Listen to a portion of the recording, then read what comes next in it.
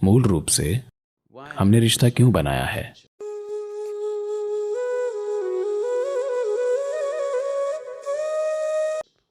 क्योंकि You find yourself that without a relationship, if you do not have any kind of relationship in your life, then you become depressed. अगर आपके जीवन में किसी भी तरह का कोई रिश्ता नहीं है तो आप उदास हो जाते हैं। तो मूल रूप से आप एक रिश्ते की इसलिए तलाश कर रहे हैं क्योंकि आप खुश रहना चाहते हैं, आनंदित रहना चाहते हैं, या दूसरे शब्दों में कहें तो आप किसी दूसरे को अपनी खुशी के स्रोत के रूप में इस्तेमाल करने की कोशिश कर रहे हैं।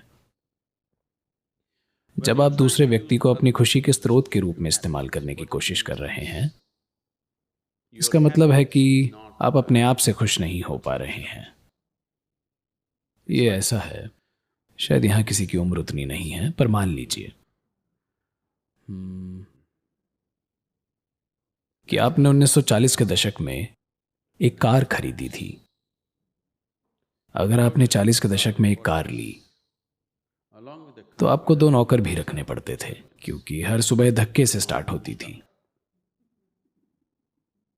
50 के दशक में अगर आपने कार ली तो एक नौकर काफी था क्योंकि चक्का घुमाना पड़ता था। अब आपके सभी वाहन खुद स्टार्ट हो जाते हैं, है ना? पर आपकी खुशी को अभी भी धक्का लगाना पड़ता है ना? किसी को इसे थोड़ा सा धक्का देना पड़ता है वरना ये शुरू नहीं होती। अगर आप अपनी खुशी को खुद ही शुरू कर पाएं, और अब अगर आप अपने स्वभाव से ही खुश हैं तो अब रिश्ते एक साधन बन जाएंगे आपकी खुशी प्रकट करने का, ना कि खुशी की तलाश का।